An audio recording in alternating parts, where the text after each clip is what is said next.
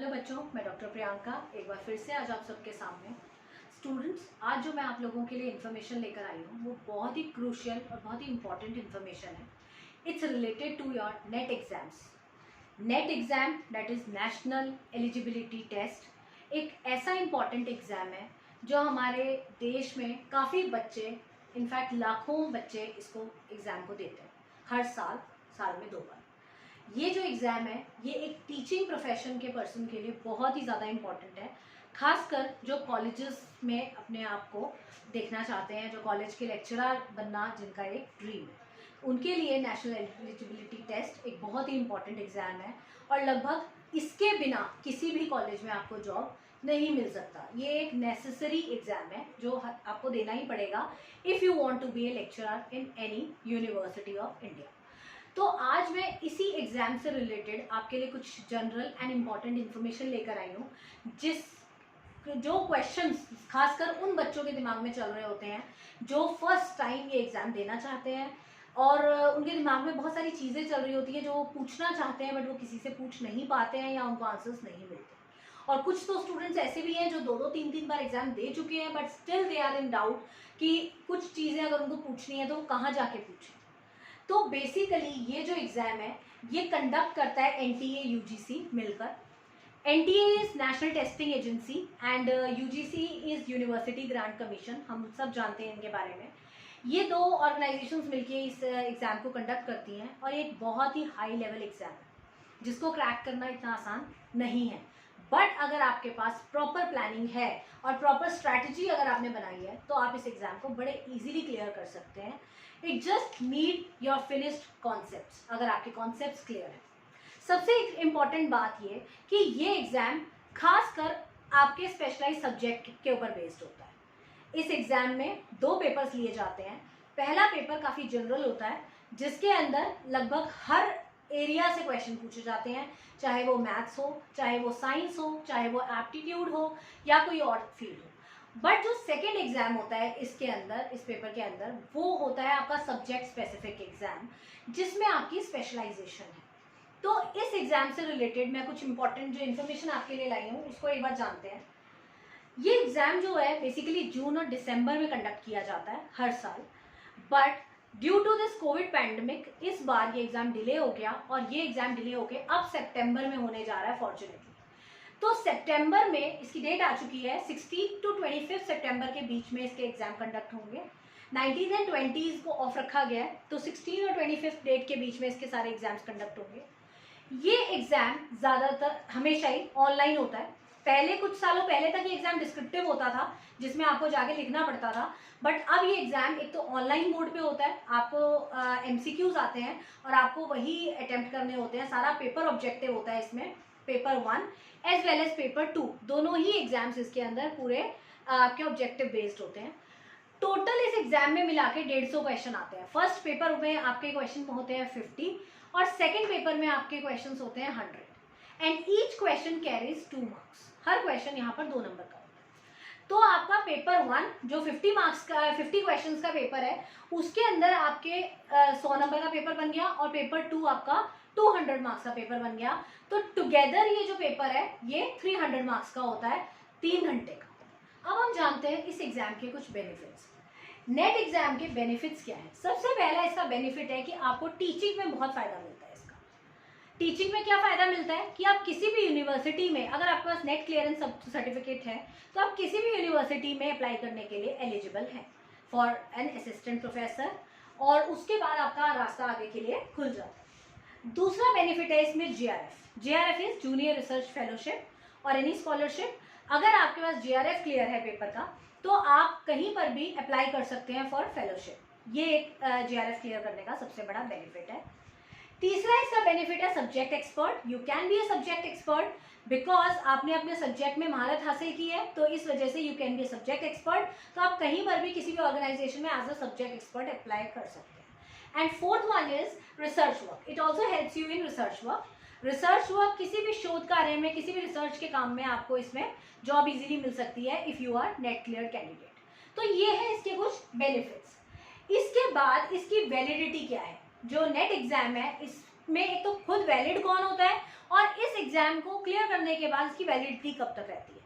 सबसे पहली बात तो ये कि कोई भी स्टूडेंट जिसने अपनी पीजी में, जिसने अपने पोस्ट ग्रेजुएशन में, डेट इज एमए, एमकॉम और एमएससी, जिसने भी पीजी की है, उसके 55% मार्क्स होने ज़रूरी हैं। अगर आपके पास 55% मार्क्स नहीं है तो you are not at all eligible to give this exam. Secondly, आप अगर डबल पोस्ट ग्रेजुएट हैं तो आप 2 सब्जेक्ट में एग्जाम भी दे सकते हैं, अलग अलग सब्जेक्ट में। अगर जिस सब्जेक्ट में, कहने का मतलब ये है कि जिस सब्जेक्ट में आपका पीजी है उस सब्जेक्ट में आप एग्जाम दे सकते हैं, but you can't give simultaneously 2 subject exams at one. आपको उसके लिए अलग अलग टाइम ड्यूरेशन लेना पड़ेगा। That means if you are MA in 2 subjects, that is one in economics and one in political science, तो आप एलिजिबल है कि इकोनॉमिक्स और पॉलिटिकल साइंस दोनों में आप नेट दे सकते हैं। बट जैसे अब जून में एग्जाम है तो जून वाले में आप सिर्फ एक सब्जेक्ट दे सकते हैं, दूसरा एग्जाम आप दिसंबर में दीजिए, ठीक है। तो ये बेसिकली आप साइमल्टेनियसली 2 सब्जेक्ट के एग्जाम एक साथ नहीं दे सकते। तीसरी बात इसके अंदर क्या है कि जेआरएफ की जो वैलिडिटी है, if you are JRF clear candidate, तो आपका वो जो जेआरएफ सर्टिफिकेट है वो 3 इयर्स के लिए वैलिड होता है। That means you can take admission in any PhD और एमफिल यूनिवर्सिटी फॉर 3 इयर्स, और 3 इयर्स तक आपको वैलिडिटी मिलती है कि आप फेलोशिप के लिए अप्लाई कर सकते हैं। After 3 years you have to again give that exam for next 3 years validity. तो जेआरएफ की जो वैलिडिटी है वो सिर्फ 3 साल की होती है, बट जो नेट होता है हमारा नेशनल एलिजिबिलिटी टेस्ट, उसकी वैलिडिटी लाइफ टाइम होती है। एक बार आपने नेट क्लियर किया तो उसका सर्टिफिकेट आप लाइफ टाइम कहीं पर भी यूज कर सकते हैं। तो ये बात की हमने वैलिडिटी की। इसके बाद हम बात करते हैं इसके फीचर्स। फीचर्स क्या है नेट एग्जाम के? यहाँ पर मैं आपको बताती हूँ कि इसका पेपर कैसे आता है। 2 पेपर होते हैं, दोनों ही ऑब्जेक्टिव टाइप होते हैं। मैंने आपको बताया, पहले पेपर में 50 क्वेश्चन होते हैं, दूसरे पेपर में 100 क्वेश्चन होते हैं एंड 2 मार्क्स ईच क्वेश्चन होते हैं, तो लगभग ये 300 नंबर का पेपर आपका बन जाता है। इस पेपर की एक सबसे अच्छी बात है कि इसमें कोई नेगेटिव मार्किंग नहीं होती। आपको कोई डर नहीं है इस चीज़ में कि आप अगर क्वेश्चन को अटेम्प्ट कर दें, अगर आपको कोई क्वेश्चन कंफ्यूजिंग लग रहा है तो आप उसको अटेम्प्ट कर सकते हैं कि उसमें कोई नेगेटिव मार्किंग नहीं है, आपका कोई मार्क्स इसमें नहीं कटेगा। हाँ, नॉट टू आंसर का भी इसमें कोई मार्क्स नहीं है, नेगेटिव मार्किंग भी नहीं है, तो आप आराम से इस पेपर को अटेम्प्ट कर सकते हैं। नेक्स्ट इज, ये एग्जाम 2 शिफ्ट्स में होता है। पहला शिफ्ट जो होता है वो 9:30 बजे का होता है और दूसरा शिफ्ट 2:30 बजे का होता है, दैट इज 2:30। तो 9:30 to 12:30 is your first shift and 2:30 to 5:30 is your second shift. But this time, due to this pandemic situation and to maintain social distancing, this exam is going to happen in multiple shifts. इस बार ये exam multiple shifts में होंगे। May be ये जो बीच का time period है, जो 12:30 to 2:30 के बीच का है, इसमें रखेंगे या जैसे मर्जी रखें वो, बट इस बार मल्टीपल शिफ्ट्स में एग्जाम होगा ये। नेक्स्ट इज, ये एग्जाम ऑनलाइन एग्जाम तो है ही, बट इसमें कोई ब्रेक नहीं है, आपको बीच में कोई ब्रेक नहीं मिलने वाला है इसके अंदर। तो इस वजह से ये एग्जाम इन 1 गो करना होता है आपको। 3 घंटे का कॉन्टिन्यूस एग्जाम होता है ये, जिसमें आप बीच में रुक नहीं सकते। पेपर 1 जो होता है completely teaching and research aptitude based होता है। पेपर 1 जो कि जनरल पेपर है और सबके लिए कॉमन है, चाहे वो इकोनॉमिक्स का स्टूडेंट हो, चाहे वो पॉल का स्टूडेंट हो, चाहे वो हिस्ट्री का स्टूडेंट हो, चाहे वो मैनेजमेंट का स्टूडेंट हो, कोई भी हो, किसी भी फील्ड से हो, paper 1 is same for all.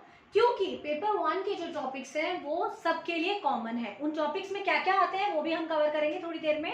पहले मैं आपको बता दूं कि पेपर 1 जो बेसिकली है वो टीचिंग और रिसर्च एप्टीट्यूड पे बेस्ड है और इस पे टोटल 50 क्वेश्चन आते हैं। पेपर 2 सब्जेक्ट स्पेसिफिक होता है और ये सब्जेक्ट रिलेटेड होता है, मतलब जिस सब्जेक्ट में आपने अपना पीजी किया है उसी सब्जेक्ट में आपका पेपर 2 आएगा, but it will consist the whole area of that subject. For example, if you are an MBA और आपने मैनेजमेंट में नेट देना है तो it will not cover only, जैसे आपकी स्पेशलाइजेशन अगर फाइनेंस में है तो ये खाली जरूरी नहीं है कि एग्जाम से फाइनेंस के क्वेश्चन कंसिस्ट करेगा। इसके अंदर आपके HR, फाइनेंस, सेल्स, मार्केटिंग सब कुछ इंक्लूड हो जाएगा। इसी तरीके से अगर आप इकोनॉमिक्स के स्टूडेंट हैं तो और आपकी स्पेशलाइजेशन माइक्रो मैक्रो में है तो ऐसा नहीं है कि इसमें सिर्फ माइक्रो मैक्रो के क्वेश्चन आएंगे। It will consist every portion of economics, whether it is econometrics, whether it is statistics, micro, macro, Indian, public finance, international, everything. तो ये हर एस्पेक्ट को टच करता है जब आप किसी एक सब्जेक्ट में स्पेसिफिक में एग्जाम देते हैं तो इस वजह से आप किसी भी पॉइंट पे इसको छोड़ नहीं सकते। नेक्स्ट इज, आपको इस एग्जाम में हमेशा एंट्री 1 घंटे पहले लेनी होती है, तो you should be very time specific. आपको अपना टाइम मैनेजमेंट करके चलना पड़ता है, क्योंकि ये एग्जाम बहुत ही टफ लेवल पे है, तो इसमें एंट्री भी 1 घंटा पहले होती है, क्योंकि डॉक्यूमेंटेशन वर्क काफ़ी ज़्यादा है इसके अंदर। और जब से ये ऑनलाइन एग्जाम होने लगे हैं तब से तो चेकिंग भी काफ़ी ज़्यादा होती है। You can't carry any metal object along with you, कोई ज्वेलरी, कोई ज्योमेट्री बॉक्स, ये सब कुछ अलाउड नहीं है वहाँ पर। तो इस वजह से आपको काफ़ी ज़्यादा इसमें सोच समझ के आपको टाइम मैनेजमेंट के साथ डील करना पड़ता है। नाउ फाइनली हम बात करते हैं कि आपका जो पेपर 1 होता है, जो जनरल पेपर है, इसमें कौन कौन से टॉपिक टच करते हैं। मोस्टली अगर जिन बच्चों ने नेट एग्ज़ाम देना है और उन्होंने पहले कोई एग्ज़ाम दिया है, जैसे एसएससी का या कोई स्टेट लेवल का टेस्ट दिया है, या कोई भी आपने बैंक एग्ज़ाम दिया है, तो आपको ये टॉपिक थोड़े कॉमन लगेंगे, क्योंकि ये टॉपिक लगभग हर एंट्रेंस एग्जाम में होते हैं। Teaching aptitude, research aptitude, reading comprehension, communication, reasoning that is maths, verbal non verbal इसमें दोनों आ जाती हैं, logical reasoning, data interpretation, ICT that is computers, general science and polity. ये 10 टॉपिक्स होते हैं जो ज़्यादातर आपके पेपर 1 में कवर होते हैं, और हर टॉपिक में से 5-5 क्वेश्चन आपको मिलेंगे इसके अंदर। That means 10 into 5 is 50 question. तो ये आपके 50 क्वेश्चन इस तरीके से डिस्ट्रीब्यूशन होता है इन 50 क्वेश्चन का, जिसको आप बहुत ईजीली इसको यूज़ कर सकते हैं। देखिए, नेट का एग्ज़ाम जब मैंने भी दिया था तो मुझे भी फर्स्ट अटेम्प्ट में बहुत प्रॉब्लम हुई थी कि किस तरीके से इसकी तैयारी की जाए। मैंने कोई ट्यूशन्स नहीं ली थी, मैंने अपने आप अपने एग्ज़ाम की तैयारी की थी। तो मैं आपको अपने एक्सपीरियंस के साथ ये बताऊंगी कि आपको नेट का एग्ज़ाम किस तरीके से तैयार करना है। आज की इस वीडियो में मैंने आप लोगों को बेसिक इन्फॉर्मेशन दी है रिलेटेड टू दिस एग्ज़ाम, जो आपके लिए जाननी बहुत ज़्यादा ज़रूरी थी। इसके अंदर आपको एक पीपीपी पॉलिसी फॉलो करनी पड़ती है। PPP is nothing but proper preparation plan, जिसके अंदर आपको ये तय करना होता है कि आपने किस टॉपिक को कितना टाइम ड्यूरेशन देना है। हर एक टॉपिक में जिसमें 5-5 क्वेश्चन आ रहे हैं, वो 5-5 क्वेश्चन किस तरीके से आप उसको स्क्रैच आउट करेंगे पेपर्स में से।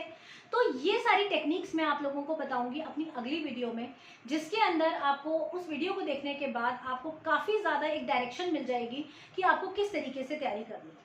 अभी भी जिन बच्चों को अभी भी कन्फ्यूजन है और जो बच्चे अभी भी डाउट में हैं, उनके पास 16-17 दिन अभी भी हैं, वो अभी भी कुछ अपने कॉन्सेप्ट्स को फिनिश कर सकते हैं। तो अपनी अगली वीडियो में मैं कोशिश करूंगी आपको ज़्यादा से ज़्यादा हेल्प करने की। तब तक के लिए आप ये वीडियो देखें और मेरे चैनल को सब्सक्राइब करें और वीडियो को लाइक करें। Thank you so much.